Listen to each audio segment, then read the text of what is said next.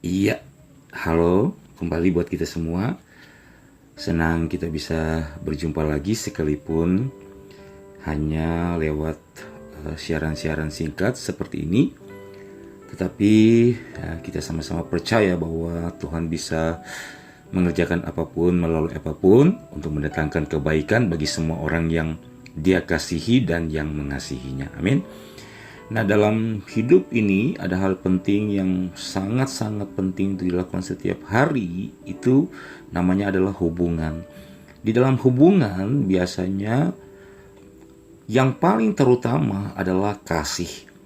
Tetapi kasih ini dapat dirusak oleh adanya perselisihan, permusuhan, kebencian, sehingga kadang-kadang kita berbuat jahat terhadap orang per orang, tapi kita tidak memikirkan apa yang akan kita dapatkan atau resiko atau tuaian dari apa yang kita tabur. Nah, sebab itu saat ini kita akan berbicara tentang senjata makan tuan, karena ini untuk mengingatkan kita bahwa berhati-hati dengan apa yang kita pikir, perkatakan dan buat, karena semuanya itu akan beresiko atau berpotensi untuk menyerang kembali diri kita sendiri. Nah, pertama-tama saya memulainya dengan menegaskan hal ini, yaitu bahwa orang yang hidupnya senantiasa berkenan di mata Tuhan takkan mungkin menjahati siapapun. Meskipun mereka atau kita bisa dinilai, bisa difitnah, jahat oleh banyak orang, oleh siapapun. Kejadian 9 ayat 1 sampai 2, terus kita loncat ayat yang ke-5 sampai ayat yang ke-6. Demikian firman Tuhan. Lalu Allah memberkati Nuh dan anak-anaknya serta berfirman kepada mereka, beranak cuculah dan bertambah banyaklah serta penuhilah bumi. Akan takut dan akan gentar kepadamu segala binatang di bumi dan segala burung di udara, segala yang bergerak di muka bumi dan segala ikan di laut. Ke dalam tanganmu lah semuanya itu diserahkan. Tetapi mengenai darah kamu, yakni nyawa kamu, aku akan menuntut balasnya dari segala binatang. Aku akan menuntutnya. Dan dari setiap manusia, aku akan menuntut nyawa sesama manusia. Siapa yang menumpahkan darah manusia, darahnya akan tertumpah oleh manusia. Sebab Allah membuat manusia itu menurut gambarnya sendiri. Amin. Dari sini sebenarnya kita bisa memahami bahwa Tuhan tahu persis ada potensi orang menyerang dan menyakiti siapapun yang setia, yang taat mengamalkan perintahnya. Jadi Tuhan tahu persis itu. Nah, iblislah yang paling hobi memerangi kita. Kenapa? Sebab dia tahu persis dan takut sekali mengingat jaminan surga atas ketaatan manusia. Itu sudah diberikan Tuhan menjadi kuasa dan milik kita.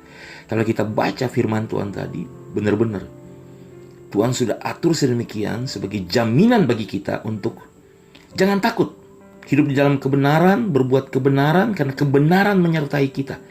Bahkan jika kita mati pun, Tuhan akan menuntut pertanggungjawaban dari orang-orang yang melakukannya, tetapi kita akan dibangkitkan dan akan hidup bersama Dia. Dengan kata lain begini, siapa tidak suka diperbaiki kelakuannya oleh kebenaran, pasti akan bangkit untuk membenci dan memusuhi kebenaran tersebut dan orang yang menyatakannya. Nah, ini fatal dalam kekristenan. Yesus bilang kok, dunia membenci dia karena dia bersaksi menyatakan kejahatan mereka. Betul? Akhirnya Yesus dibunuh juga.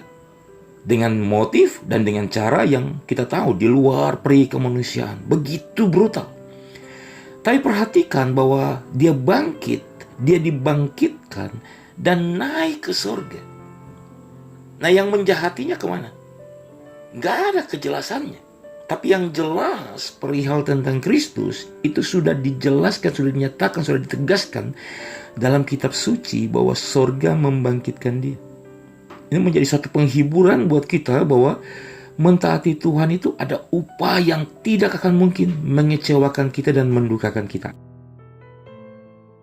Kita yang sekarang sudah tahu kebenaran, bila tahu yang jahat tapi ngotot melakukannya, semoga masih ada pengampunan Tuhan.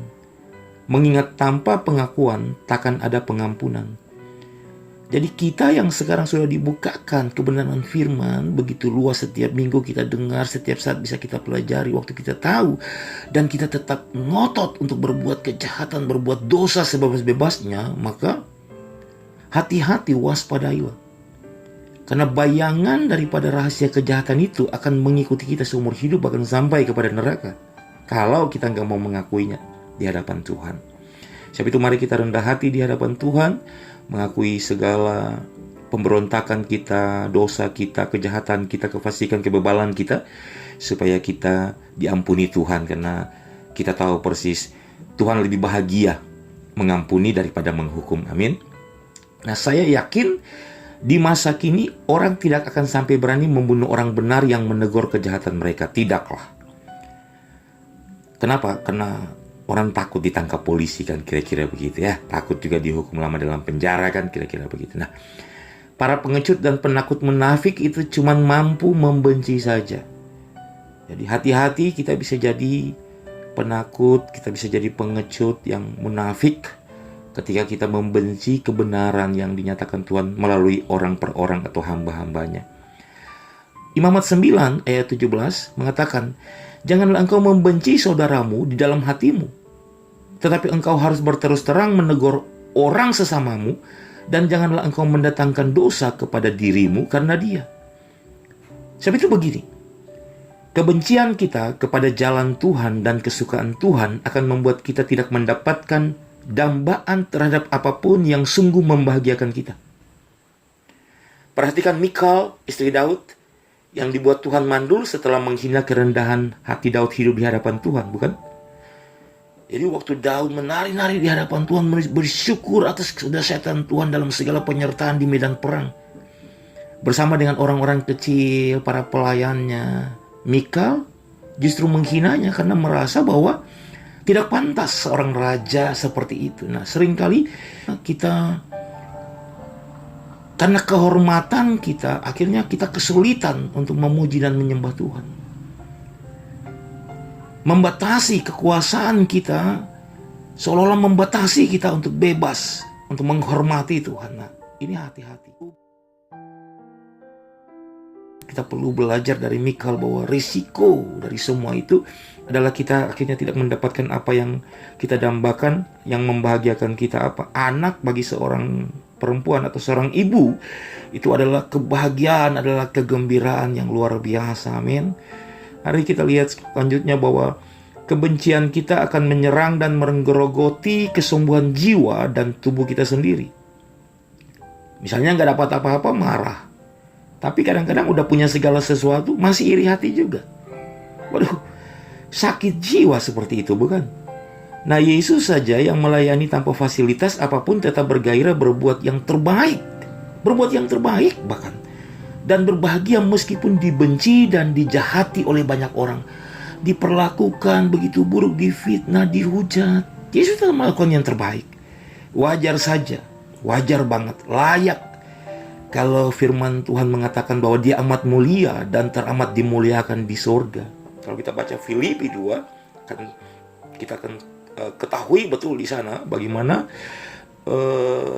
teladan Yesus, bagaimana kualitas Kristus, bagaimana dedikasi Kristus, bagaimana ketaatan Kristus, bagaimana kematian Kristus sebagai hal yang kadang-kadang kita pikir semua orang gak mau. Tapi justru karena itu Yesus dimuliakan begitu rupa. Begitulah hidup kita sebenarnya yang seharusnya. Begitulah kekristenan yang seharusnya. Begitulah anak Tuhan, orang percaya, hamba Tuhan yang seharusnya. Kita rela untuk menyenangkan Tuhan sampai kita disenangkan dan sampai kita bersenang-senang dengan Dia di sorga. Bukan kita yang tega menyakiti sesama kita, dan bahkan Tuhan pun kita sakiti, kita dukakan, kita bohongi, kita jahati demi kesenangan kita. Tidak peduli kita mau korupsi terus, Tuhan berduka, nggak peduli, korupsi aja terus. Kita mau mabuk-mabukan, Tuhan berduka, Tuhan tersakiti, kita korupsi aja terus. Bahkan Tuhan menegur kita pun, kita menabrak, kita melawan, kita memberontak, kita menghajar Dia, kan kira-kira seperti itu. Tapi kalau kita seperti itu, maka resikonya kita akan terbuang dan sengsara dengan iblis di neraka sampai selama-lamanya. Ini mengerikan. Tapi saudara, mari jangan sampai apa yang kita tabur itu yang kita tuai. Kalau kebaikan yang kita tabur, tidak akan mungkin kita menuai kejahatan.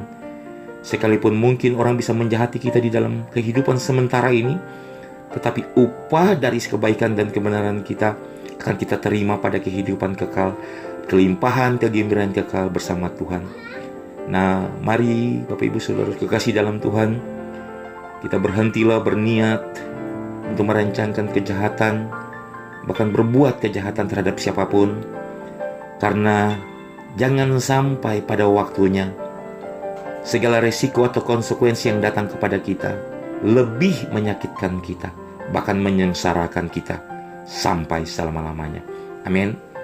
Kiranya pengajaran ini berguna untuk membekali kita, membangun, memberkati kita, agar kita kuat untuk berjalan di dalam kasih, maju melewati apapun tantangan kita, sampai pada hari terakhir kita dipermuliakan Tuhan sebagai hamba-hamba dan anak-anak dan mempelai yang menyenangkan Dia. Amin. Tuhan memberkati kita semua. Bahagia dan sukses selalu buat kita semua. Dimanapun kita berada, tetap jadilah garam dan jadilah terang bagi kemuliaan Tuhan. Amin.